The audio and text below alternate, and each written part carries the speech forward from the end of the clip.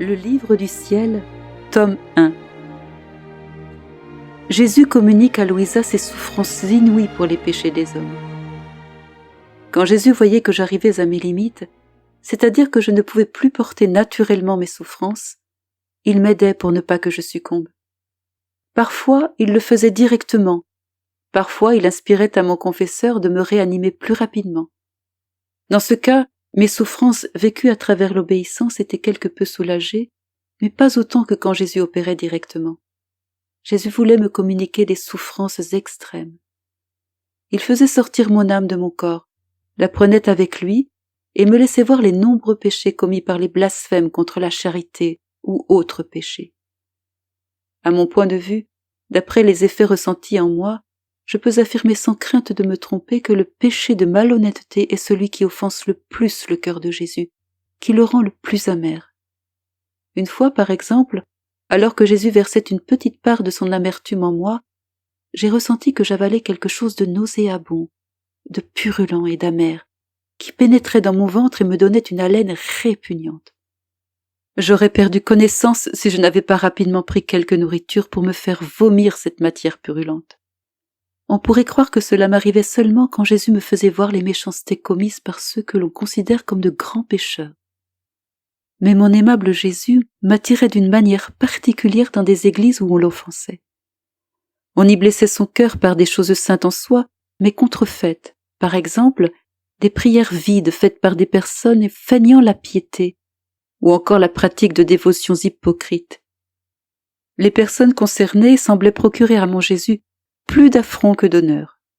Oui, ces actes mal accomplis donnaient des nausées à ce cœur si saint, si pur et si droit. Plusieurs fois, il m'exprima sa souffrance en me disant « Mon enfant, vois les offenses et les insultes que me font même dans des endroits saints certaines personnes que l'on dit dévotes. Ces personnes sont stériles, même quand elles reçoivent les sacrements. Elles sortent de l'église ternies plutôt que purifiées. Elles ne sont pas bénies par moi. » Il me montrait aussi des personnes faisant des communions sacrilèges. Par exemple, un prêtre célébrant le saint sacrifice de la messe par habitude, dans un intérêt matériel et en état de péché mortel.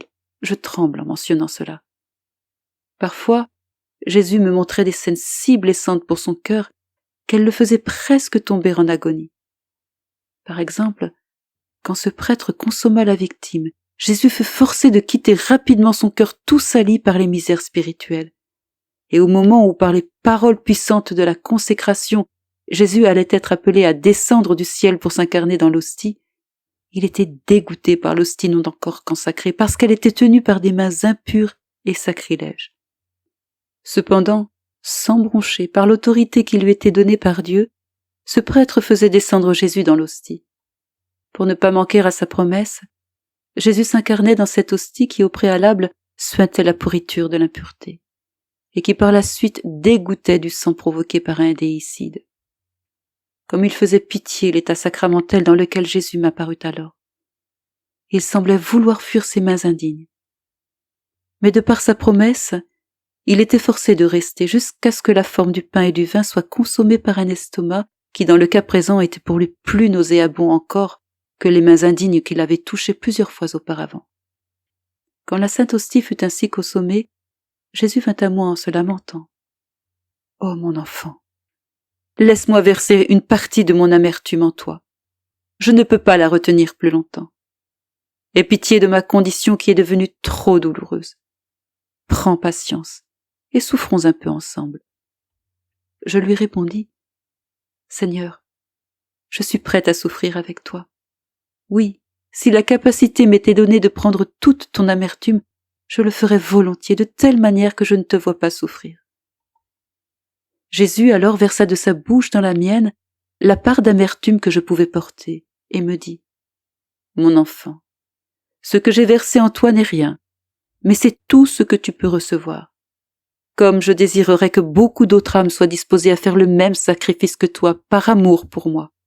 Ce n'est pas que je ne peux verser en eux toute l'amertume que contient mon cœur, c'est pour que je puisse goûter l'amour réciproque et bienveillant de mes enfants. » Les mots ne peuvent pas exprimer l'amertume que Jésus versa en moi, empoisonnée, nauséabonde et soulevant le cœur par sa putréfaction. Même si je faisais tout pour la garder, mon estomac refusait de l'accepter. Une forte impulsion la faisait remonter à ma gorge. Mais à cause de mon amour pour Jésus, et avec le soutien de sa grâce, je ne l'ai pas rejetée. Qui pourrait décrire les souffrances qu'entraînaient en moi ces épanchements avec Jésus? Ils furent si nombreux que si je n'avais pas été soutenue, fortifiée et revigorée par lui, j'aurais sûrement été victime de la mort bien des fois. Jésus versait en moi seulement une petite portion de l'amertume qu'il portait. Une créature ne peut normalement pas porter autant d'amertume ou de douceur, comme mon très aimable Jésus en versait parfois en moi. Lui seul porte et tolère l'amertume causée par le péché. J'ai toujours eu cette opinion. Le péché est laid et destructif. Si toutes les créatures ressentaient et reconnaissaient l'effet empoisonné et amer du péché, elles éviteraient le péché comme s'il était un monstre horrible émergeant de l'enfer.